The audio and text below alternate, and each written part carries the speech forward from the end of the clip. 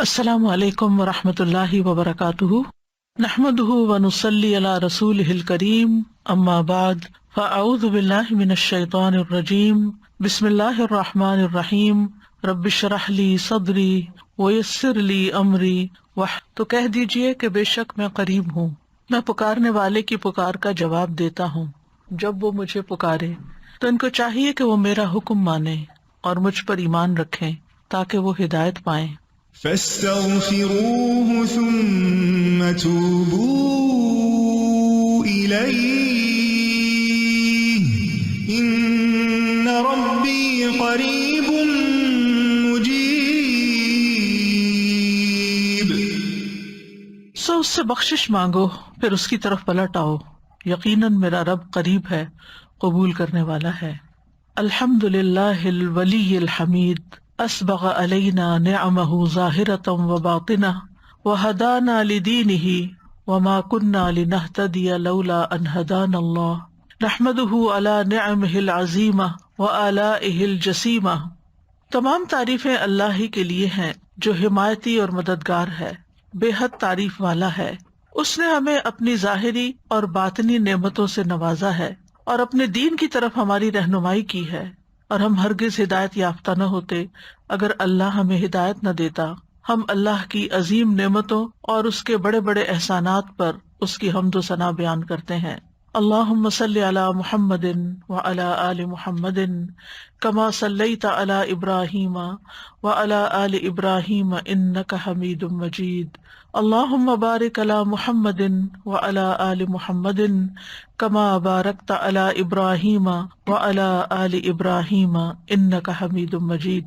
دعاؤں کے اس پروگرام کے سلسلے میں آج ہم جادو سے حفاظت اور جادو کے علاج کے سلسلے میں جو دعائیں وارد ہوئی ہیں ان کے بارے میں پڑھیں گے۔ جادو اردو زبان کا لفظ ہے، عربی میں اس کے لیے سحر کا لفظ استعمال ہوتا ہے۔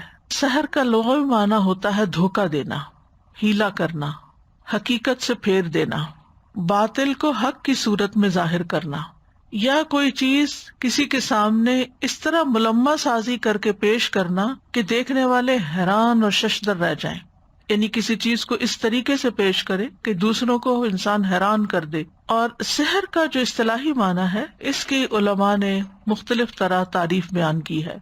امام زہری کہتے ہیں جادو ایک ایسا عمل ہے جو شیطان جن کی مدد سے کیا جاتا ہے، یعنی جادو میں جنات ملوث ہوتے ہیں۔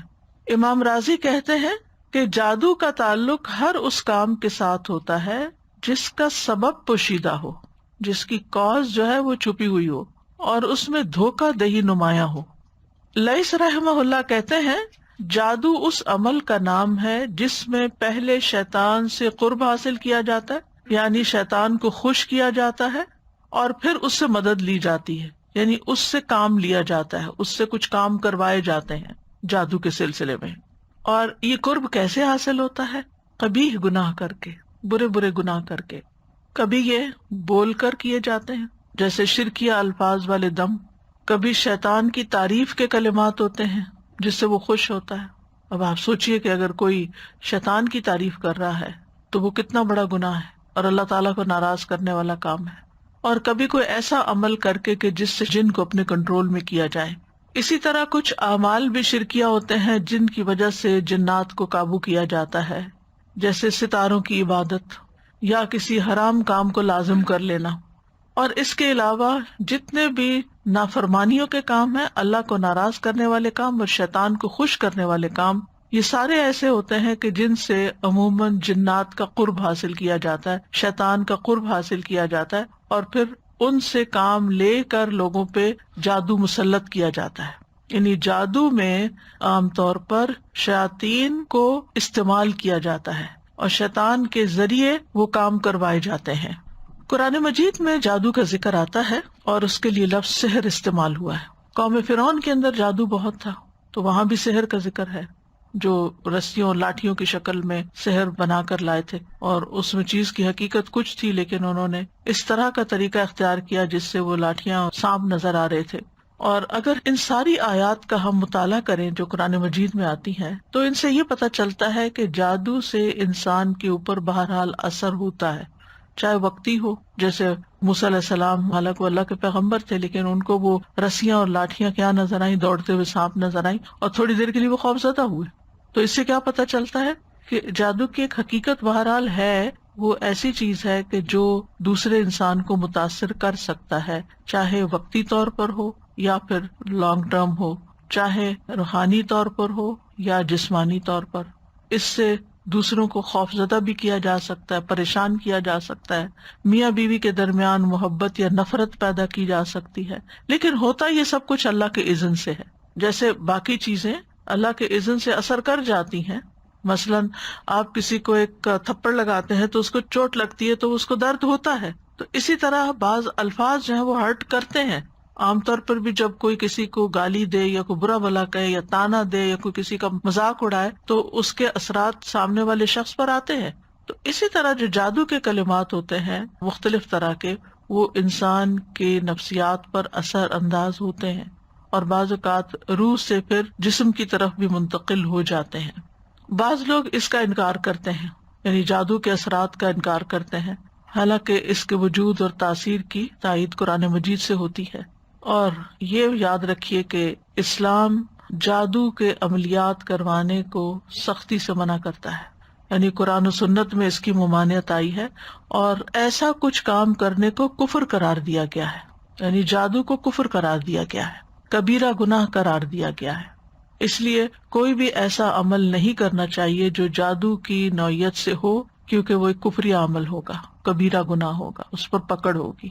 تو آج اس سلسلے میں جس آیت کو ہم نے منتخب کیا ہے جس میں ان باتوں کی مزید وضاحت ہوتی ہے، وہ سورۃ البقرہ کی آیت نمبر 102 ہے. ارشاد باری تعالیٰ ہے، وَاتَّبَعُوا مَا تَتْلُو الشَّيَاطِينُ عَلَى مُلْكِ سُلَيْمَانَ وَمَا كَفَرَ سُلَيْمَانُ وَلَكِنَّ الشَّيَاطِينَ كَفَرُوا يُعَلِّمُونَ النَّاسَ السِّحْرَ وَمَا أُنزِلَ عَلَى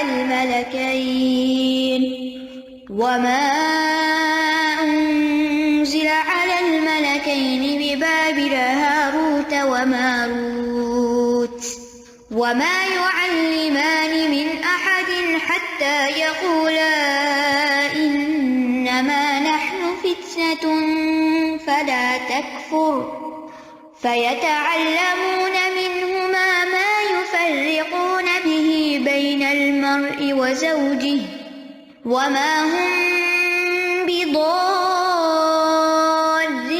بِهِ مِنْ أَحَدٍ إِلَّا بِإِذْنِ اللَّهِ وَيَتَعَلَّمُونَ مَا يَضُرُّهُمْ وَلَا يَنفَعُهُمْ وَلَقَدْ عَلِمُوا لَمَنِ اشْتَرَاهُ مَا لَهُ فِي الْآخِرَةِ مِنْ خَلَاقٍ وَلَبِئْسَ مَا شَرَوْا بِهِ أَنفُسَهُمْ لَوْ كَانُوا يَعْلَمُونَ. اور انہوں نے پیروی کی اس کی جو سلیمان علیہ السلام کی سلطنت میں شیاطین پڑھا کرتے تھے، اور سلیمان نے کفر نہیں کیا بلکہ شیطانوں نے ہی کفر کیا. وہ لوگوں کو جادو سکھاتے تھے اور اس کے پیچھے لگ گئے جو بابل میں 2 فرشتوں ہاروت اور ماروت پر اتارا گیا تھا، اور وہ دونوں کسی کو کچھ نہیں سکھاتے تھے جب تک یہ نہ کہہ دیتے کہ ہم تو صرف آزمائش ہے، پس تم کفر نہ کرو، یعنی جادو سیکھ کر. پھر بھی لوگ ان دونوں سے وہ سیکھتے جس سے مرد اور اس کی بیوی میں جدائی ڈال دیں، اور وہ اللہ کے حکم کے سوا اس سے کسی کو کچھ بھی نقصان نہیں دے سکتے تھے، اور وہ سیکھتے تھے جو ان کو نقصان پہنچاتا تھا اور فائدہ نہ دیتا تھا. اور یقیناً وہ جانتے تھے کہ جس نے اس کو خریدا اس کا آخرت میں کچھ حصہ نہیں بنتا، اور البتہ کتنا برا تھا جس کے بدلے انہوں نے اپنی جانوں کو بیچ ڈالا. کاش وہ جانتے ہوتے. سلیمان علیہ السلام کو اللہ تعالیٰ نے بہت عالی شان سلطنت سے نوازا ہوا تھا. ان کی بہت بڑی حکومت تھی، بہت بڑی بادشاہت تھی. وہ واحد ایسے پیغمبر ہیں جن کی حکومت صرف انسانوں پر نہیں بلکہ جنوں پر بھی تھی، پرندوں پر، ہواؤں پر اور دیگر مخلوقات پر بھی تھی. یہ تمام چیزیں آپ کے تابع کر دی گئی تھی، اور یہ بہت ان یوزول تھا کیونکہ اس سے پہلے کسی انسان کے تابع یہ سب کچھ نہیں تھا. تو ظاہر ہے کہ جو دیکھنے والے تھے وہ حیران ہوتے تھے کہ یہ کس طرح ہو رہا ہے. اور یہ سب کچھ اللہ کے اذن سے ہو رہا تھا. اللہ نے ان کو یہ ملکن کبیرہ عطا کی تھی. جب وہ فوت ہوئے تو لوگوں نے یہ مشہور کر دیا کہ سلیمان علیہ السلام جادوگر تھے اور جادو کے زور سے یہ سب کام کرتے تھے. ان کا جادو سب پر چلتا تھا. آپ صلی اللہ علیہ وسلم کے دور میں بھی یہودیوں کا یہی خیال تھا، تو اس کی تردید میں یہ آیات نازل ہوئی کہ ایسا نہیں تھا. تو بنی اسرائیل کے بارے میں بات ہو رہی ہے کہ نبی صلی اللہ علیہ وسلم جو کچھ ان کے پاس لے کر آئے، جو ان کی کتابوں کی تصدیق کرنے والی چیز تھی، اس کو انہوں نے نہیں مانا اور اس کو چھوڑ کر وہ ان چیزوں کے پیچھے لگ گئے. وَاتَّبَعُوا مَا تَتْلُو الشَّيَاطِينُ عَلَىٰ مُلْكِ سُلَيْمَانَ، یعنی جادو وغیرہ کے پیچھے لگ گئے. اور ویسے بھی جس قوم میں بھی زوال آتا ہے وہ اعلیٰ چیزوں کو چھوڑ کر ادنا کی طرف جاتی ہے. تو واتبعوا اشارہ ہے یہود کی طرف، اور انہوں نے پیروی کی، یعنی یہود نے پیروی کی کس چیز کی؟ ما تتلو الشیاطین، جو پڑھتے تھے شیاطین، یا جس کے پیچھے لگ گئے تھے کہ تلا یتلو تلون کا معنی پیروی کرنا بھی ہوتا ہے، پیچھے پیچھے آنا. علی ملک سلیمان، سلیمان علیہ السلام کی بادشاہت میں، یعنی ان کے دور میں، ان کی بادشاہت پر نہیں، یعنی شیاطین نہیں پڑھتے تھے بلکہ ان کے دور میں یہ سب ہوتا تھا. یعنی ان یہود نے اللہ کی کتاب اور اللہ کے عہد کی کوئی پرواہ نہیں کی، لیکن اس کے برعکس وہ شیطان کے پیچھے لگ کر جادو ٹونے پر عمل کرتے رہے. اور یہ سلیمان علیہ السلام کے عہد میں بھی ہو رہا تھا. سلیمان علیہ السلام کے عہد میں بھی جادوگری کا سلسلہ بہت عام ہو گیا تھا. تو جب سلیمان علیہ السلام نے دیکھا کہ لوگ بہت زیادہ اس میں انٹرسٹ لے رہے ہیں، تو انہوں نے کیا کیا کہ لوگوں کی ایسی کتابیں، ایسا کلام، ایسی چیزیں ان سے لے کے اس کو اپنی کرسی کے نیچے یا اپنی سلطنت کے جو مرکز تھا اس میں نیچے کہیں زمین میں دفن کر دیا کہ کسی کے پاس نہ جا سکے. وہ یعنی اپنے تخت کے نیچے ان کو دفن کر دیا. تو ان کی وفات کے بعد شیاطین اور جادوگروں نے ان کتابوں کو پھر نکال لیا اور یہ مشہور کر دیا کہ سلیمان علیہ السلام ان کتابوں کے ذریعے تم پر حکومت کرتے تھے، وہ یہ پڑھتے تھے.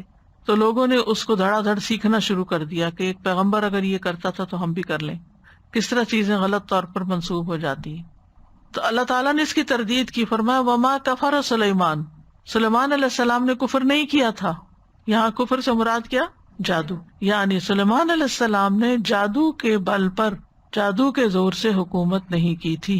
ولیکن الشیاطین کفروا، یہ شیطان تھے جو کفر کر رہے تھے، یعنی جادو کا کھیل کھیل رہے تھے. نہ صرف یہ کہ خود کرتے تھے جادو، بلکہ یعلمون الناس السحر، لوگوں کو بھی اس کی تعلیم دیتے تھے، آگے بھی سکھاتے تھے. یعنی خوب پھیل رہا تھا یہ. کسی بھی علم کو اگر سکھانے والے پیدا ہو جائیں تو وہ علم پھر عام ہو جاتا ہے، مٹتا نہیں ہے. تو چونکہ یہود نے یہ مشہور کر رکھا تھا کہ نعوذ باللہ سلیمان علیہ السلام جادوگر تھے اور ان کی حکومت کا دار و مدار جادو پر تھا، تو اللہ تعالیٰ نے اس کی تردید فرمائی اور بتایا کہ جادو تو کفر ہے. وما کفر سلیمان، سلیمان علیہ السلام تو صاحب معجزہ پیغمبر تھے، انہوں نے کوئی کفر نہیں کیا. یہ ان کا معجزہ تھا کہ انہیں چیونٹیوں کی زبان سمجھ آتی تھی، وہ ہدہد کی زبان سمجھتے تھے، وہ جنات اور باقی مخلوقات سے کام لے سکتے تھے، ہوا ان کے تابع تھی.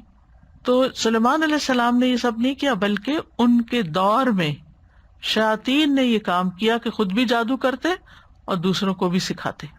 اور کیا کرتے؟ انہوں نے اور کس چیز کی پیروی کی؟ وما انزل علی الملکین، جو اتارا گیا دو فرشتوں پر، بے بابلا، بابل کے شہر میں جو عراق کا ایک شہر ہے، ہاروت و ماروت، ان کا نام ہاروت اور ماروت تھا. یعنی جو ہاروت اور ماروت پر نازل کیا گیا اس کو بھی سیکھتے تھے. یعنی جنات نے اس کی بھی پیروی کی جو فرشتوں پر اتارا گیا تھا. اب فرشتوں پر کیوں اتارا گیا؟ آزمائش کے لیے. یعنی اللہ تعالیٰ نے بندوں کے امتحان اور آزمائش کے لیے ان فرشتوں پر جادو نازل کیا، اور یہ فرشتے آزمائش ہی کے لیے لوگوں کو سکھاتے تھے. اور ان کو حکم دیا گیا تھا کہ اگر تمہارے پاس کوئی شخص جادو سیکھنے کے لیے آئے تو پہلے اس کو اچھی طرح بتا دینا کہ یہ ایک کفر کا کام ہے اور ہمیں تو تمہارے امتحان کے لیے یہاں پر متعین کیا گیا ہے، لہذا تم کفر نہ کرو. پھر بھی اگر کوئی سیکھنے پر اصرار کرے تو پھر سکھا دینا اس کو. چنانچہ جو لوگ بھی ان فرشتوں کے پاس جادو سیکھنے کے لیے آتے، فرشتے اس کو پوری طرح ایکسپلین کرتے کہ یہ کفریہ کام ہے، لیکن لوگ اس سے باز نہیں آتے تھے اور سیکھنے پر اصرار کرتے، اور فرشتوں کے پاس سیکھنے والوں کا ایک جم غفیر اکٹھا ہو جاتا. اب دیکھیں آج بھی اگر کہیں کوئی ایسے جادوئی کرشمے کیے جا رہے ہوں یا ایسی کوئی کھیل کھیلی جا رہی ہے تو آپ دیکھیں کہ اس کو دیکھنے والے کراؤڈ کتنا زیادہ ہوگا. یعنی اگر کوئی ایسا ہی مداری ہو یا جادوگر ہو جو مختلف طرح کے کام کرتا ہو. مجھے یاد ہے کہ بچپن میں جب ہم بہت چھوٹے تھے تو اس وقت مداری ہوا کرتے تھے. پتہ نہیں آپ نے کبھی کسی مداری کا کھیل دیکھا یا نہیں. اور بیسیکلی وہ مداری جادوگروں کی ایک قسم ہوتی تھی. اور ہر جمعے کے دن جمعے کی نماز سے پہلے، کیونکہ جمعے کو اس وقت مارکیٹ بند ہوتی تھی، تو ہمارا گھر مارکیٹ کے اوپر تھا، تو خالی سڑکیں ہوتی تھی اور خالی جگہ ہوتی تھی، تو وہ آ کے پورا ایک شو لگاتے تھے اور اس میں اتنا کراؤڈ ہوتا تھا. ہم تو اوپر سے دیکھ رہے ہوتے تھے اور ہر جمعے بچے بڑے چھوٹے سب وہ تماشا دیکھ رہے ہوتے تھے. اس میں کبھی وہ بچے سے بکرا نکال لیتے، کسی بچے کو لٹا کے چادر دے کے، پھر پتہ نہیں کیا پڑھتے کیا کرتے، کبھی ادھر جاتے کبھی ادھر جاتے، کبھی کوئی بات کراؤڈ سے کرتے، پھر ان سے پیسے لیتے جو تماشبین آتے تھے. ٹکٹ تو نہیں ہوتے تھے اس زمانے میں، لیکن یہ کہ کمانے کا یہ ایک ذریعہ بنا ہوا تھا اور لوگ بھی بڑے خوش ہو کے اس کھیل کو دیکھتے تھے. آج کل تو اور طرح کے کھیل دیکھے جاتے ہیں، تو پہلے زمانے میں سے کبڈی اور اس طرح کے کھیل لوگ کھیلتے تھے تو وہ دیکھتے تھے. تو بہرحال اس قسم کے کام جب وہ فرشتے ان کو سکھاتے تو بے شمار لوگ سیکھتے. آج بھی لوگوں کو پتہ ہونے کے باوجود کہ یہ گناہ کبیرہ ہے پھر بھی لوگ باز نہیں آتے اور جادو کرنے کرانے کے لیے کسی نہ کسی ایسے شخص کے پاس پہنچ جاتے ہیں جو ان کو بیوقوف بناتا ہے، ان سے پیسے لوٹتا ہے اور ان کا دین ایمان خراب کرتا ہے. تو یہ ساری چیزیں دراصل انسان کے لیے ایک امتحان ہوتی ہیں، ایک آزمائش ہوتی ہیں. وَمَا يُعَلِّمَانِ مِنْ أَحَدٍ اور وہ کسی کو نہیں تعلیم دیتے تھے، حتیٰ یقولا یہاں تک کہ وہ دونوں کہتے، انما نحن فتنۃ کہ ہم تو تمہارے لیے ایک آزمائش ہے، فلا تکفر تم کفر مت کرو. یعنی آزمائش کیوں رکھی گئی؟ تاکہ لوگوں کو پتہ چل جائے کہ جادو کیا ہوتا ہے اور پیغمبر کی تعلیم کیا ہوتی ہے. یہ بھی ایک مقصد تھا فرشتوں کو بھیجنے کا، کیونکہ وہ لوگ کہتے تھے کہ سلیمان علیہ السلام نے جادو کیا، تو نہیں، سلیمان علیہ السلام جو کچھ کر رہے تھے وہ جادو نہیں تھا، یہ فرشتے جادو سکھا رہے تھے. نہیں، ایک طرف پیغمبر کی تعلیم ہے اور ایک طرف فرشتے باقاعدہ جادو کر کے دکھا رہے ہیں کہ یہ جادو ہوتا ہے اور وہ پیغمبر کی تعلیم ہوتی ہے، تاکہ دونوں کے درمیان فرق بھی پتہ چل جائے. تو فلا تکفر تم کفر نہیں کرو، تو اس سے صاف پتہ چلتا ہے کہ جادو کا سیکھنا اور سکھانا کفر ہے. لیکن فَيَتَعَلَّمُونَ مِنْهُمَا پھر بھی لوگ ان سے سیکھ رہے تھے. کیا سیکھتے بھی کیا تھے؟ ما یفرقون به بین المرء وزوجہ جس کے ذریعے شوہر اور اس کی بیوی کے درمیان تفرقہ ڈالا جا سکے. یعنی ایسا جادو سیکھ لیتے جس کے ساتھ وہ ہسبینڈ وائف کے بیچ میں تفریق یا جدائی ڈال دیتے تھے. جادو کے اس قسم کو صرف کہتے ہیں، صاد کے ساتھ. اس کے بالمقابل سحر العطف ہوتا ہے اور یہ جادو کی سخت ترین اقسام میں سے ہے، کیونکہ یہ جادو انسان کے ہوش حواس ختم کر دیتا ہے اور دیوانگی کے حد تک پہنچا دیتا ہے. یعنی ایک جادو صرف ہے جس سے جدائی ہوتی ہے اور ایک جادو عطف ہے جس سے محبت پیدا ہوتی ہے. آپ نے کبھی اشتہار شاید پڑھے ہو اخباروں میں، محبوب آپ کے قدموں میں، یہ عطف والا ہے. اور یہ جب وہ کرتے ہیں تو انسان کے اوپر جیسے پاگل پن کی کیفیت آ جائے، یعنی کہ کسی کی محبت میں وہ دیوانہ ہو جاتا ہے اور پھر اس کے بعد وہ دیوانوں والی حرکتیں کرتا ہے، جیسے مجنون ہوتے ہیں، جیسے عاشق مجنون ہوتے ہیں، اس قسم کی حرکتیں. جی ہاں، ایڈورٹائزمنٹ کرتے ہیں. ایسی ایڈورٹائزمنٹ کر کے پیسہ لینا بھی حرام ہے. ایک دفعہ کسی ریڈیو کے آنر نے مجھ سے پوچھا تھا کہ ہمیں اتنے پیسے آفر کیے گئے ہیں کہ ہماری ایڈورٹائزمنٹ کریں، تو آپ کیا کہتی ہیں؟ میں نے کہا بالکل بھی نہیں کریں، کیونکہ جتنے لوگ اس کے ذریعے کفر کریں گے ان سب کے کفر کا وبال آپ پہ پڑے گا کہ آپ نے ان کی رہنمائی کی، آپ نے ان کو راہ دکھائی. کیونکہ بعض اوقات جو لوگ اخبار چلاتے ہیں یا ریڈیو چلاتے ہیں یا ٹی وی یا اس طرح کی چیزیں یا ایون سوشل میڈیا ان کو کمائی کا ذریعہ بنایا ہوا ہے، تو اس قسم کی کسی بھی چیز کو پروموٹ کرنا جو ہے وہ کبیرہ گناہ ہے. اور نہ صرف یہ کہ انسان اس گناہ کا خود وبال اٹھاتا ہے بلکہ جتنے لوگ وہ گناہ کرتے ہیں ان کا بھی وبال اس کے سر پہ آتا ہے. جہاں تک شیطان کا میاں بیوی کے درمیان تفرقہ ڈالنے کی بات ہے تو اس کے بارے میں حدیث میں بھی آتا ہے. صحیح مسلم میں ہے کہ شیطان کے لشکر جب لوگوں کو فتنہ میں ڈالنے کے لیے جاتے ہیں تو ان میں سے ایک آتا ہے اور کہتا ہے، یعنی ابلیس کے پاس واپس فتنے ڈال کے، میں نے اس طرح کیا، یعنی میں نے اس طرح بہکایا. تو وہ کہتا تم نے کوئی بڑا کام نہیں کیا. پھر ان میں سے ایک اور آتا ہے اور کہتا ہے میں نے فلاں آدمی کو اس وقت تک نہیں چھوڑا جب تک اس کے اور اس کی بیوی کے درمیان جدائی نہیں ڈلوا دی، ان کو الگ کر دیا. تو شیطان اس پر اسے اپنے قریب کر لیتا ہے، اسے حق کرتا ہے اور کہتا ہے تو نے اچھا کیا. پھر اس کو اپنے ساتھ چمٹا لیتا ہے کہ تو نے سب سے اچھا کام کیا ہے، کہ جس کے ذریعے ہسبینڈ وائف کے بیچ میں لڑائی ڈلوا دی اور فتنہ. اسی لیے آپ دیکھیں کہ کسی بھی رشتے میں اتنی جلدی ناراضگی پیدا نہیں ہوتی جتنی جلدی مس انڈرسٹینڈنگ اور ناراضگی ہسبینڈ وائف کے بیچ میں پیدا ہوتی. ایک تو ایکسپیکٹیشن بہت زیادہ ہوتی ہیں، لیکن اس کے علاوہ بھی آپ نے دیکھا ہوگا کہ دوسرے رشتوں میں اعتماد کچھ زیادہ ہوتا ہے، یعنی ماں اور بچے کے رشتے میں، بہن بھائیوں میں، دوستوں میں. لیکن ہسبینڈ وائف کا رشتہ بہت ہی نازک ہوتا ہے، چاہے کتنی بھی محبت ہو، شیطان بڑی جلدی غلط فہمی پیدا کر دیتا ہے. تو اس لیے ایکسٹرا کانشیس رہنے کی بھی ضرورت ہوتی ہے انسان کو. وَمَا هُمْ بِضَارِّينَ بِهِ مِنْ أَحَدٍ إِلَّا بِإِذْنِ اللَّهِ، اور وہ کسی کو بھی نقصان نہیں پہنچا سکتے مگر اللہ کے اذن سے. یہ بھی ہر بندے کو یاد رکھنا چاہیے کہ کوئی جادو نقصان نہیں دے سکتا اگر اللہ کا اذن نہ ہو. جادو کچھ بھی نہیں کر سکتا. تو اس لیے انسان کو بلا وجہ کے وہم اور خوف میں مبتلا نہیں رہنا چاہیے کہ کوئی ہم پہ جادو نہ کر دے، لگتا ہے کسی نے کچھ کر دیا ہے، لگتا ہے کچھ اثر ہے. ہر چیز کے بارے میں یہ نہیں سوچنا چاہیے. یعنی جو جادو سیکھنے اور سکھانے والے ہیں وہ کسی کو بھی نقصان نہیں پہنچا سکتے، مگر تقدیر میں اگر کوئی نقصان لکھا ہے تو پھر وہ ہو جائے گا. اللہ کی مشیت ہو تو نقصان پہنچ جائے گا. تو اس سے یہ پتہ چلتا ہے کہ اللہ کی قدرت تمام اسباب سے بڑھ کر ہے. اسباب کتنے بھی بڑے کیوں نہ ہوں، ان میں جو تاثیر ہوتی ہے وہ صرف اللہ کے اذن سے ہوتی ہے. مثلاً آگ جلاتی ہے، آگ جلانے کا سبب ہے، لیکن ابراہیم علیہ السلام کے لیے اللہ تعالیٰ نے آگ کو حکم دیا کہ نہیں جلانا. قلنا یا نار کونی بردن، آگ تم نے گرم نہیں ہونا بلکہ ٹھنڈی ہونا ہے. وسلامن، نقصان نہیں دینا بلکہ سلامتی والی بننا ہے. اللہ ابراہیم علیہ السلام وہی آگ ہے، لیکن جب اللہ کا حکم کچھ اور ہوا تو آگ نے بھی اپنا کام بدل دیا. تو اسی طرح کوئی بھی چیز، چھوٹی سے چھوٹی، بڑی سے بڑی، کوئی کھانا ہو، پانی ہو، دوا ہو، علاج ہو، ہمیشہ یہ ذہن میں رہے کہ میں یہ سبب اختیار کر رہا ہوں، بس اس کے اندر کوئی طاقت نہیں.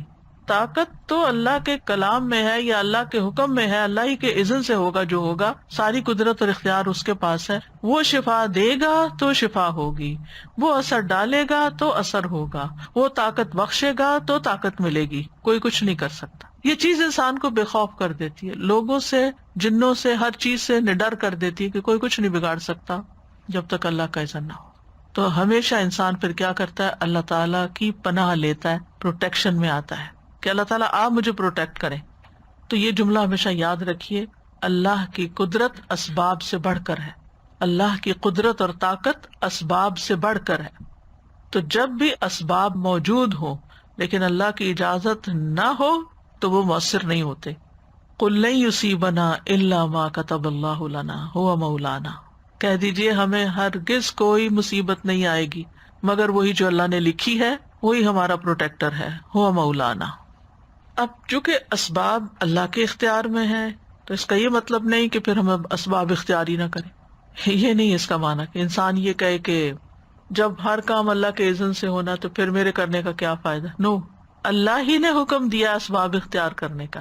بعض لوگ کہتے ہیں اللہ کو تو پتہ ہی ہے ہمیں کیا مشکل ہے اور کیا ضرورت ہے، تو دعا کرنے کا کیا فائدہ، وہ خود ہی کر دے گا. اگر اس نے کرنا ہو تو خود ہی کر دے گا. نہیں، کرنا اس نے ہے، لیکن ہمیں دعا مانگنے کے لیے کہا گیا ہے کہ ہم دعا مانگیں.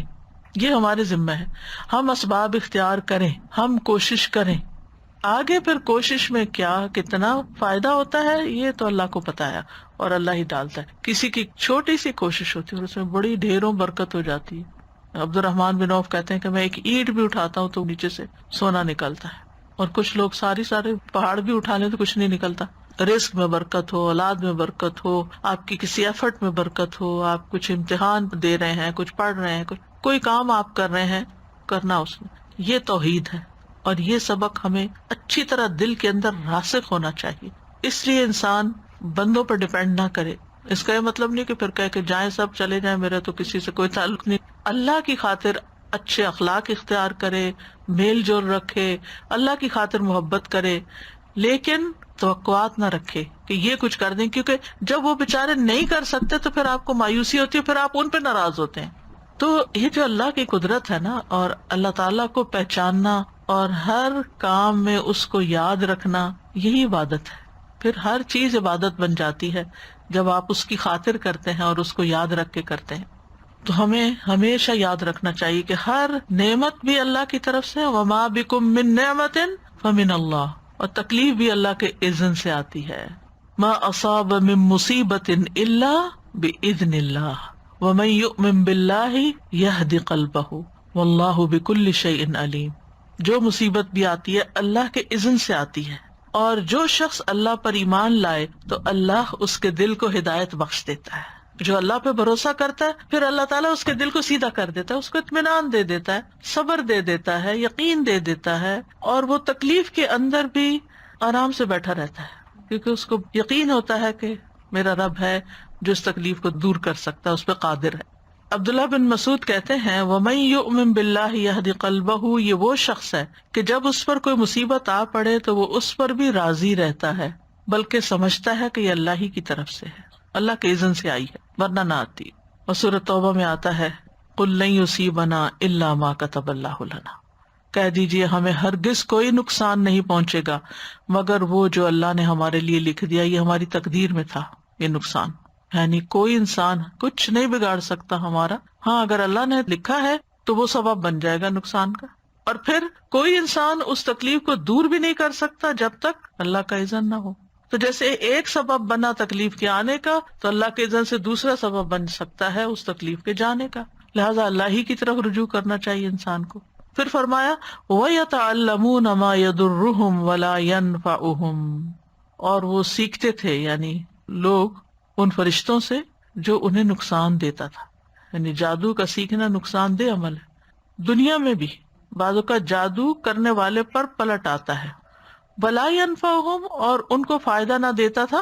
تو اس سے یہ پتہ چلتا ہے کہ جادو کا نقصان جو ہے وہ دنیا میں بھی ہے، کیونکہ جس انسان کو آپ نے تکلیف پہنچائی ہو سکتا ہے وہ بد دعا دے آپ کو، یا وہ جب اس کی کاٹ کرے تو پھر وہ جسے بد دعا جو ہوتی ہے وہ دینے والے پر واپس پلٹتی ہے، تو ایسے ہی جادو کرنے والے پر اس کا اثر واپس پلٹ. تو عام طور پر اگر آپ جادوگروں کو دیکھیں تو ان کے اندر کوئی سکون اور چین نام کی چیز نہیں ہوتی، یعنی ان کی زندگی خوشحال نہیں ہوتی.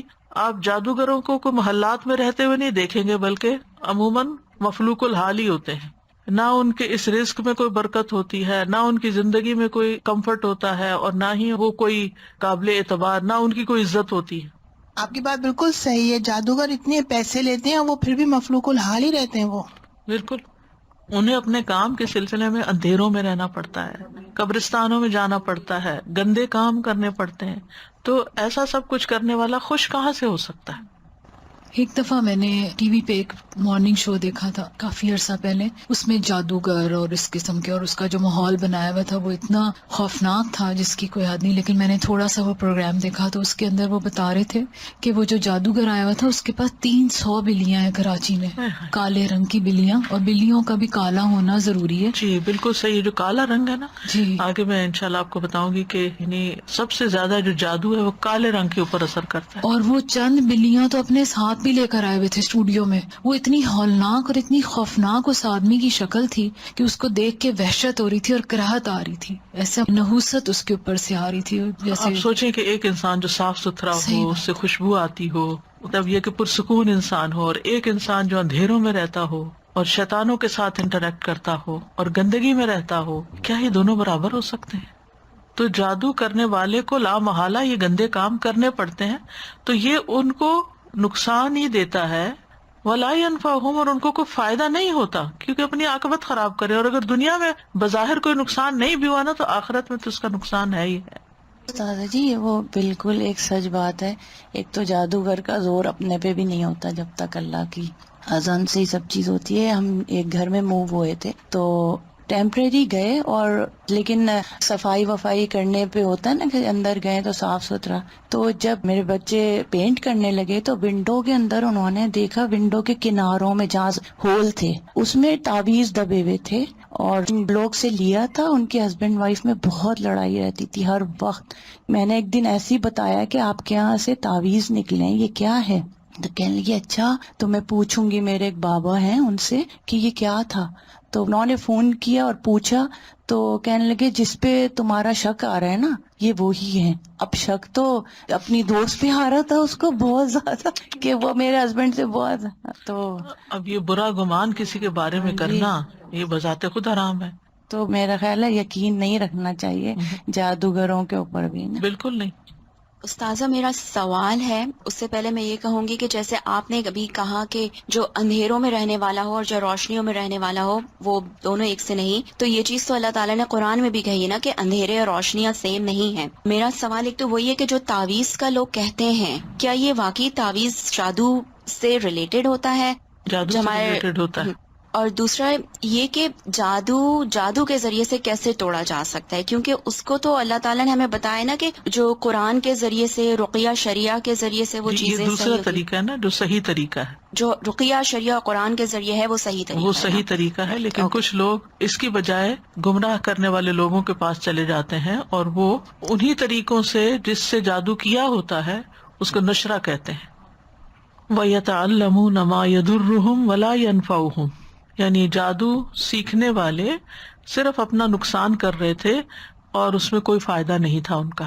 جو بظاہر فائدہ نظر بھی آتا ہے نا کہ کسی کو نقصان پہنچانے کا، کوئی کسی نے حسد کی وجہ سے نقصان پہنچا رہا ہے یا کوئی اور، تو اس میں آپ کو کیا ملا؟ مثلاً اگر کسی نے کسی سے حسد کی وجہ سے کوئی جادو اس پہ کیا اور وہ بیمار پڑ گیا یا مر گیا یا کچھ بھی، کرنے والے کو کیا ملا؟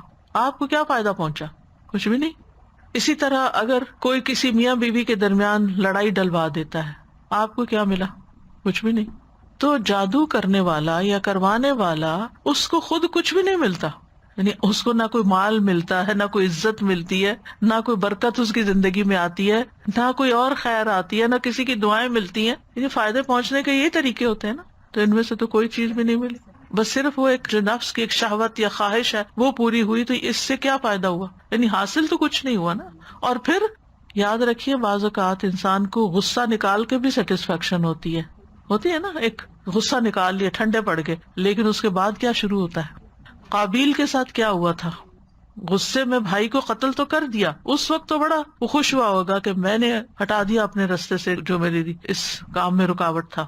عموماً لوگ یہ بے وقوفی کرتے ہیں نا کہ اس کی وجہ سے مجھے مشکل ہو رہی ہے، اس کو رستے سے ہٹا دو، اس کو اٹھوا دو، اس کو قتل کر دو، اس کو یہ کر دو. لیکن اس کے بعد کیا ہوتا ہے جب آپ ایسا گھناؤنا کام کر چکتے ہیں؟ بڑے بڑے گناہ تو اپنی جگہ، چھوٹی سی بھی تکلیف آپ کسی کو دے نا تو اللہ تعالیٰ نے ایسا ایک نظام رکھا ہے کہ تھوڑی ہی دیر گزرنے کے بعد وہ خود آپ کو پنچ کرنے لگتی. شاید اس شخص کو تو کم ہرٹ کرے، اگر آپ کے اندر تھوڑا سا بھی دل اور ضمیر ہے نا تو آپ کو خود زیادہ تکلیف شروع ہو جائے گی. جو مائیں اپنے بچوں کو خوب مارتی ہیں یا کچھ ان کو تکلیف دیتی ہیں وہ خود بھی بیٹھ کے روتی ہیں. بعض اوقات بد دعائیں دے کے جب وہ بد دعا پوری ہو جاتی ہے نا تو پھر ساری زندگی کے لیے خود رو رہی ہوتی ہیں کہ ایسا کیوں کیا، کیوں کہا میں نے غصے میں. تو شدید غصے کی حالت میں بھی اگر بچے نے کوئی نافرمانی کی ہو یا کچھ بھی تو ہدایت کی دعا ہی دے کہ اللہ تمہیں ہدایت دے، کبھی بد دعا نہ دے. یا تو وہ اس کا اہل نہیں ہوگا تو واپس آپ پہ پلٹے گی، اور اگر اس کا اہل ہوا اور اس کو لگ گئی تو بھی آپ ہی کے لیے تکلیف ہے. اور اسی طرح باقی رشتوں کے بیچ میں بھی. تو جو کسی کو تکلیف دیتا ہے وہ کبھی خود خوش رہ نہیں سکتا. وَلَقَدْ عَلِمُوا، اور یقینی طور پر وہ جانتے تھے. وَلَقَدْ، 3 مؤکدات ہیں اس میں. واو کا مطلب ہوتا ہے واو قسمیہ ہے، یعنی قسم کھا کے یہ بات کی جاتی. لا تاکید کا لام ہے، تاکیدی بات ہے. قد تحقیق، حقیقت میں ہے یہ بات کہ علموا، ان کو پتا تھا، وہ جانتے تھے. لمن اشتراہ، جو بھی اس کو خریدے گا. جادو ایسے نہیں کیا کروایا جاتا، اس کو کچھ پیسے دینے پڑتے ہیں، یعنی کسی چیز کے بدلے میں وہ کام ہوتا ہے. ما لہ فی الآخرۃ من خلاق، اس کا تو آخرت میں کوئی حصہ ہی نہیں، اس نے تو اپنی آخرت گنوا دی. اتنا خطرناک کام ہے. یعنی انسان سے بہت سے گناہ ہوتے ہیں لیکن یہ جو جادو والا کام ہے یہ تو انسان کی آخرت تباہ کر کے رکھ دیتا ہے. تو لمن اشتراہ، یعنی جو جادو میں اس طرح رغبت رکھتا ہے جس طرح کوئی تاجر تجارت کے سامان میں رغبت رکھتا ہے کہ میں یہ لے لوں تاکہ میں اس کو بڑی قیمت میں بیچوں گا اور اس سے فائدہ ہوگا، تو وہ آخرت کے عذاب کا مستحق ہو گیا. تو مطلب یہ تھا کہ ان کا جادو کرنا کرانا لا علمی کی وجہ سے نہیں تھا کہ ان کو پتا نہیں تھا کہ یہ غلط کام ہے اس لیے وہ کرنے لگ گئے، بلکہ انہوں نے دنیا کی زندگی کو آخرت پر ترجیح دی. اور دنیا میں وہ جو اندر غصہ تھا یا حسد تھا یا کسی کو نقصان دینے کا جو جذبہ تھا اس کو سیٹسفائی کرنے کے لیے انہوں نے اگر یہ کام کیا تو اپنی آخرت برباد کر لی. اسی لیے نا حسد اور غصہ جو ہے ایسے گناہوں میں سے ہے کہ جو انسان کی عقل کو مار دیتا ہے اور اس سے ایسے کام کرواتا ہے کہ جس کی وجہ سے انسان کہیں کا نہیں رہتا. تو بہرحال خلاصہ یہ ہے کہ جادو کا نقصان ہی نقصان ہے اور نہ ہی اس سے انسان کو آخرت میں کوئی حصہ ملے گا، نہ ہی اللہ کا قرب، نہ ہی وہاں جا کے معافی، اور یہ اور بھی بہت سے گناہوں کو ساتھ سمیٹ لیتا ہے کیونکہ اس میں شرک ہوتا ہے، کفریہ کلمات ہوتے ہیں، غیر اللہ سے مدد لی گئی ہوتی ہے. بعض اوقات آپ کو پتہ ہے کہ ایسی چیزیں جادوگر لانے کو کہتے ہیں کہ جن کو لانا بھی بہت بڑا کرائم ہوتا ہے.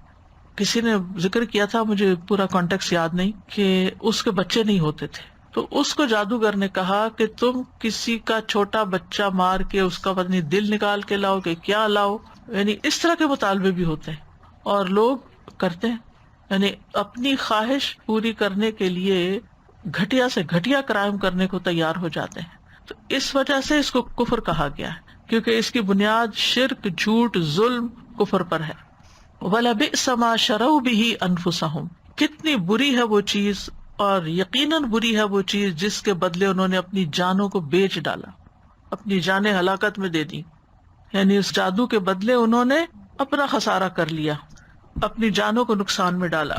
تو دنیا میں بھی کچھ نہ حاصل ہوا اور آخرت میں بھی کچھ نہیں. دنیا بھی خسارے میں، آخرت بھی خسارے میں. کتنا گھناؤنا کام ہے، کتنا نقصان دہ کام ہے. کچھ کام ایسے ہوتے ہیں جو دنیا میں گناہ میں آتے ہیں لیکن لوگوں کو وقتی طور پہ کچھ فائدہ مل جاتا ہے. جیسے شراب کے بارے میں آتا ہے، یسألونک عن الخمر والمیسر قل فیہما اثم کبیر ومنافع للناس، کہ لوگ آپ سے شراب اور جوئے کے بارے میں پوچھتے ہیں، آپ کہہ دیجئے کہ اس میں بہت بڑا گناہ ہے اور کچھ فائدے بھی ہیں، منافع للناس بھی ہیں. لیکن جادو میں تو کوئی نفع ہے ہی نہیں. لا ينفعهم لو كانوا يعلمون، کاش وہ جانتے ہوتے. یہ جملہ شرطیہ ہے، اس کا جواب نہیں ہے.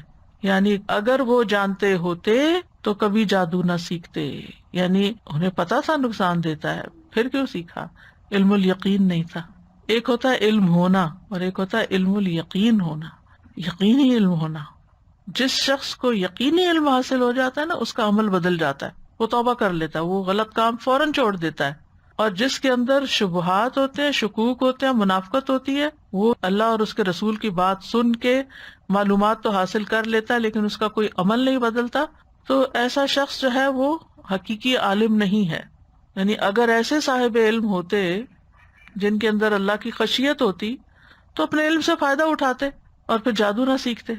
تو بہرحال خلاصہ یہی ہے کہ جادو ایک شیطانی عمل ہے اور اس کا سیکھنا سکھانا کفر ہے، اور یہ انسانوں کے لیے ایک امتحان بھی ہے. یعنی گناہ کا سبب میسر آنا بڑا امتحان ہے انسان کے لیے. ایک تو یہ کہ کوئی چیز آپ کو نظر ہی نہیں آتی، آپ کے اختیار میں نہیں، آپ کو پتہ ہی نہیں ہے، دیٹ از دیئر. شر ہے دنیا میں، رہے کہیں، آپ کو نہیں پتا، تو آپ بچے ہوئے، آپ امتحان میں نہیں ہیں. لیکن پھر کیا ہوتا ہے کہ وہ آپ کو اتنا ایزیلی اویلیبل ہوتا ہے کہ آپ کے لیے پھر بچنا مشکل ہو جاتا ہے. جیسے آپ دیکھیے کہ سیل فون کے اوپر لوگ کیا کیا خرابیاں نہیں کرتے اور کیا کیا برائیاں اس سے نہیں آتی. تو ایک یہ تھا کہ تھا ہی نہیں تو کتنی ساری برائیوں سے لوگ بچے ہوئے تھے.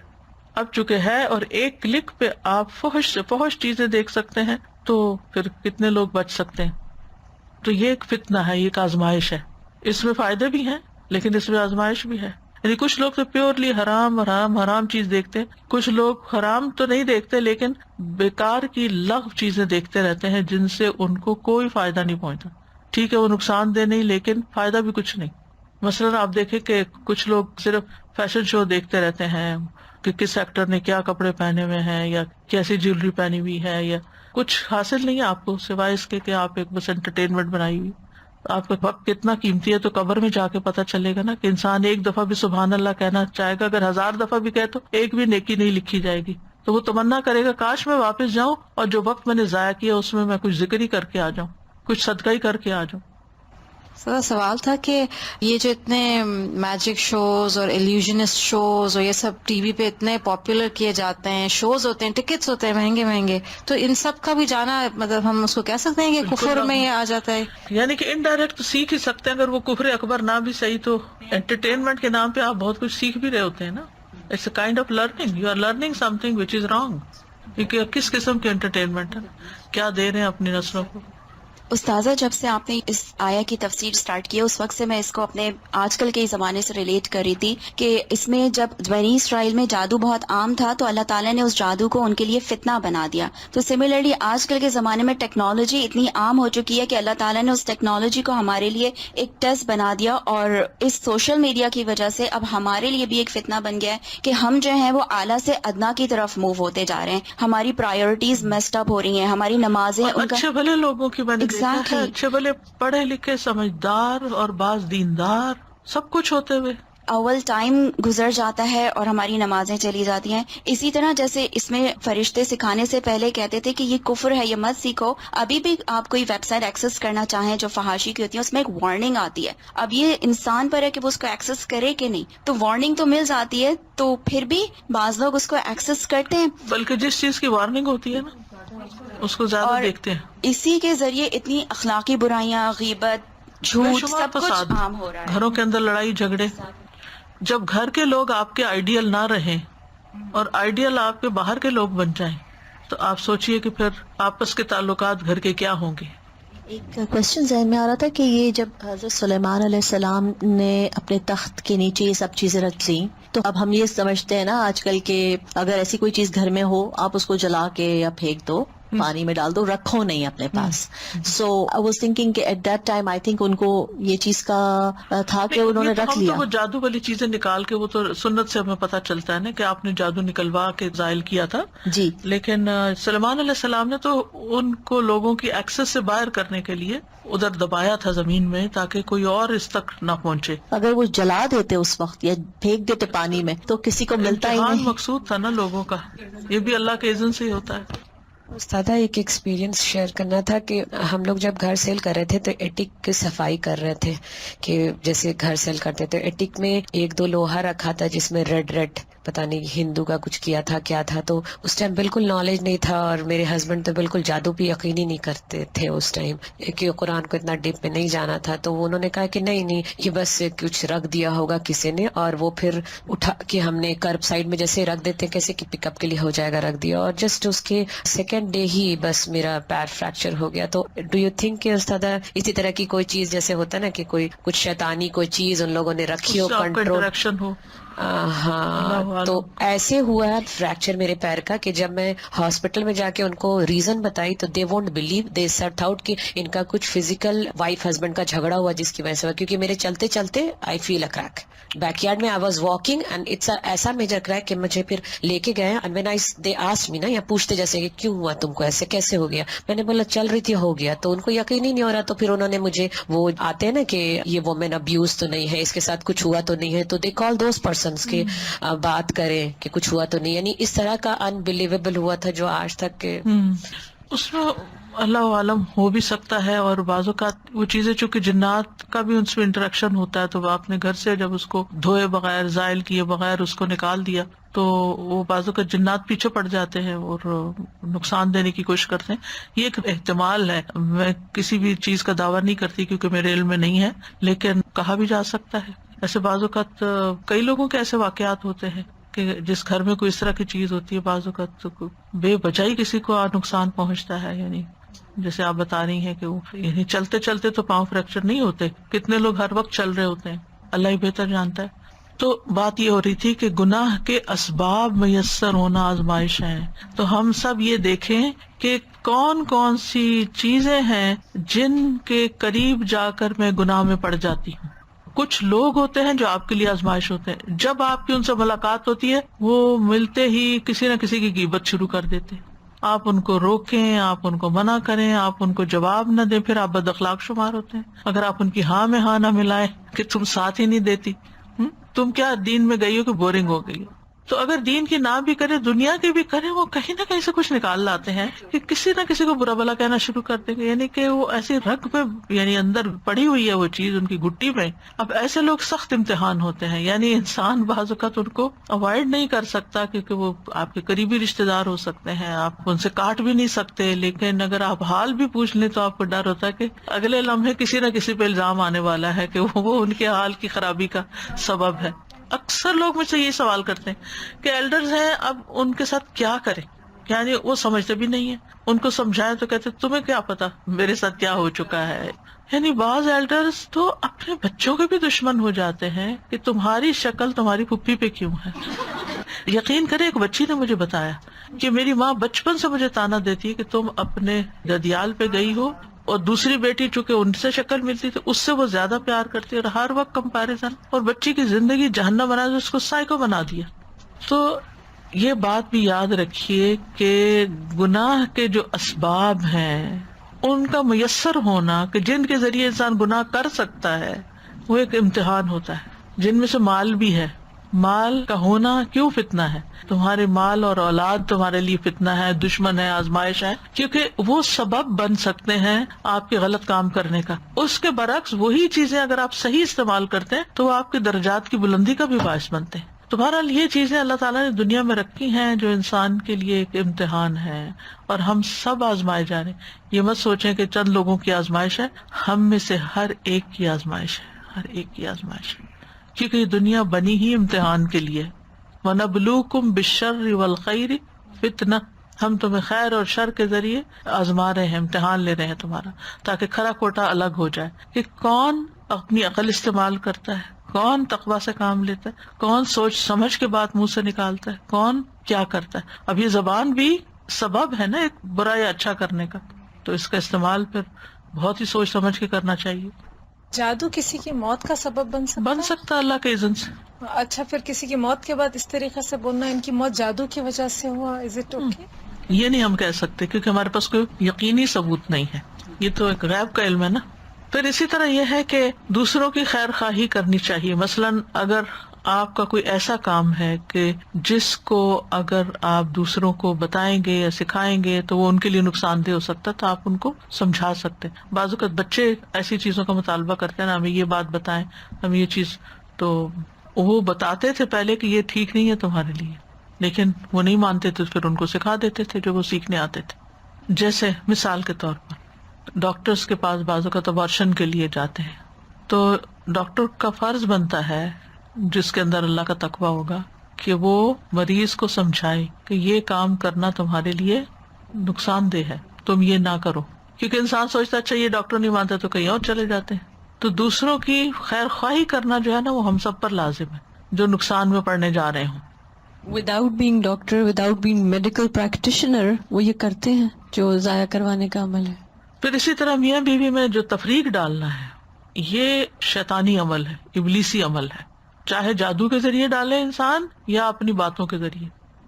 جادو کے لیے شاید کہیں جانا پڑے تو باتیں تو خود ہی گھر میں کر کر کے انسان دوسرے کو بہکا سکتا ہے. اب رات ہی مجھے کسی نے بتایا کہ فلاں کپل کے بیچ میں ڈیورس ہو رہی ہے. میں نے کہا وہ کیوں؟ اچھا بھلے دونوں پڑھے لکھے سمجھدار ہر چیز ہے، کیا مسئلہ کیا ہے؟ مسئلہ سسٹر ان لا ہے. وہ ہسبینڈ کا اتنا دماغ یعنی خراب کیے ہوئے ایک طرح سے، میں نے ڈیٹیل نہیں پوچھی کوئی بھی، لیکن اس بچی نے اپنے ہسبینڈ سے کہا کہ اگر ہم کچھ دن ان کے گھر نہ جایا کریں، کچھ عرصہ اگر ہم ان سے ملنا چھوڑ دیں تاکہ ہم آپس میں ایک دوسرے کو انڈرسٹینڈ کر سکیں، فرسٹ ہینڈ انفارمیشن کی بنا پر ہم ایک دوسرے سے ڈیل کریں بجائے اس کے کہ تھرڈ پرسن کوئی بات کہے اور اس پہ انسان یقین کر لے. تو اس پر بھی راضی نہیں کہ نہیں وہ تم اس پہ الزام لگاتی ہو، وہ تو بالکل صحیح. اب ایک شخص اپنی بیوی کو ٹرسٹ نہ کرے اور ایک اور عورت کو ٹرسٹ کرے اور جو وہ سکھائے کہے، وہاں ساس نہیں ہے، وہاں کوئی ایک اور بندہ فتنہ بنا ہوا ہے. تو چاہے آپ مدر ان لا ہیں، چاہے آپ سسٹر ان لا ہیں، چاہے آپ کسی بھی رشتے میں ہیں، آپ کو کوئی حق نہیں پہنچتا کہ آپ کسی آنے والی بچی کے بارے میں کوئی بھی نیگیٹو بات اس کے شوہر کے کان میں ڈالیں کہ دیکھو تمہاری بیوی یہ کرتی ہے. شوہر کو اللہ نے اپنی عقل دی، آنکھیں دی ہیں، وہ خود ہی دیکھ لے گا وہ کیا کرتی کیا نہیں دے. آپ کا فرض نہیں بنتا، نہ اللہ نے آپ کے ذمہ لگایا. الا یہ کہ کوئی ایسی بڑی چیز ہے خطرے والی کہ جس میں کسی کی جان کو خطرہ ہے یا کوئی، تو یہ عام طور پہ نہیں ہوتا. لیکن چھوٹی موٹی باتیں جو ہیں ڈائریکٹ انڈائریکٹ اشاروں کنایوں میں ہنسی مذاق میں کسی بھی طرح ایسی حرکت نہیں کرنی چاہیے. یہ شیطان کو خوش کرنے والا عمل ہے اور اللہ تعالیٰ کو ناراض کرنے والا، کیونکہ گھر جب ٹوٹتا ہے تو اس کے اپنے کئی نقصان ہوتے ہیں. پھر اللہ کے اذن کے بغیر کوئی کام نہیں ہوتا، یہ ہمیشہ یاد رکھنا چاہیے. اس نے جادو کر دیا تو یہ ہوا، تو اس نے نظر لگا دی تو یہ ہوا، ہمیں نہیں پتا. اللہ کا اذن ہوا، لہذا اللہ کو راضی کریں، اللہ کی طرف رجوع کریں، اللہ سے مدد مانگیں، کیونکہ ہر چیز یہ اللہ کے اذن سے ہو رہی ہے. اور یہ بات کہ جادو سیکھنا سراسر نقصان دہ ہے، اس میں کوئی خیر نہیں، یہ کفر اکبر ہے. اور جان بوجھ کے جو ایسا کرتا ہے جس کے بارے میں اس کو پتا بھی ہو کہ غلط ہے، تو پھر اس کی تو شامت ہی شامت ہے. اور آخری بات اس سلسلے میں اس آیت سے جو پتہ چلتا ہے وہ یہ کہ ایسا علم حاصل نہیں کرنا چاہیے جس میں صرف نقصان ہو اور فائدہ نہ ہو. وَأَعُوذُ بِكَ مِنْ عِلْمٍ لَا يَنْفَعُ، اللہ میں ایسے علم سے تیری پناہ لیتا ہوں جس میں کوئی نفع نہیں ہے. جہاں ہم علم نافع کا سوال کرتے ہیں وہاں علم غیر نافع سے بچنے کے لیے بھی دعا کرتے ہیں. کیونکہ بعضوں کے لوگ سوال کرتے ہیں نا کہ ہم یہ دعا مانگتے ہیں کہ اللہ ہمیں علم نافع عطا کر، تو کیا کوئی ایسا علم بھی ہوتا ہے؟ تو یہ جادو انہی علوم میں سے ہے جو غیر نافع ہیں، لا ينفع، ان کو کوئی فائدہ نہیں دیتا سیکھنے سکھانے والے کو، بلکہ نقصان دیتا ہے. اس سے پامسٹری ہو گئی اور اسی طرح کے کام. ولا يفلح الساحر حیث اتی، جادوگر فلاح نہیں پاتا جہاں سے بھی آئے، کامیاب نہیں ہوتا. استاذہ جی یہ دو ہیں بات کہ ایک جادو کرنا اور ایک جادو دکھانا، تو یہ دونوں جیسے کچھ لوگ جادو کر رہے ہوتے ہیں کسی بھی، جیسے آج کل شادیوں میں یہ شروع ہوا ہوا ٹرینڈ نا، میجک شو چل رہے ہیں، تو وہ دیکھنا بھی گناہ ہے. دونوں چیزیں ایسی چیزیں یعنی انسان جس ماحول میں ہوتا ہے جو چیز دیکھ رہا ہوتا ہے وہ بہرحال اس پہ اثر تو کرتی ہے، تو ایسی چیزوں سے بچنا چاہیے.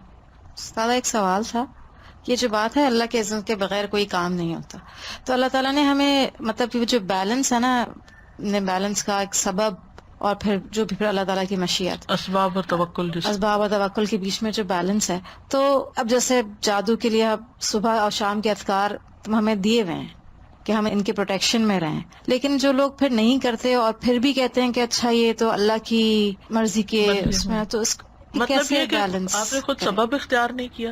یعنی اگر کسی شخص کو بخار ہو جاتا ہے اور اس وجہ سے ہوا کہ اس نے سردی کے موسم میں جیکٹ نہیں پہنی ہوئی تھی، تو آپ کیا کہیں گے کہ آپ نے سبب اختیار نہیں کیا؟ وہ تو معمور ہے نا، سردی گرمی معمور ہے کہ اپنے اثرات لوگوں پہ ڈالیں.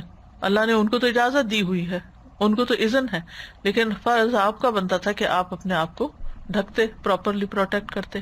ایکسپوز کیا آپ نے خود، آپ نے اپنے لیے آپ بیل مجھے مار، جبکہ اللہ نے آپ کو عقل دی تھی، آپ کو علم دیا تھا کہ آپ اذکار کر لیں یا آپ جیکٹ پہن لیں. یعنی جو مادی یا غیر مادی اسباب ہوتے ہیں تو اسباب تو اختیار کرنے ہی چاہیے، اور اسی لیے علم ضروری ہوتا ہے.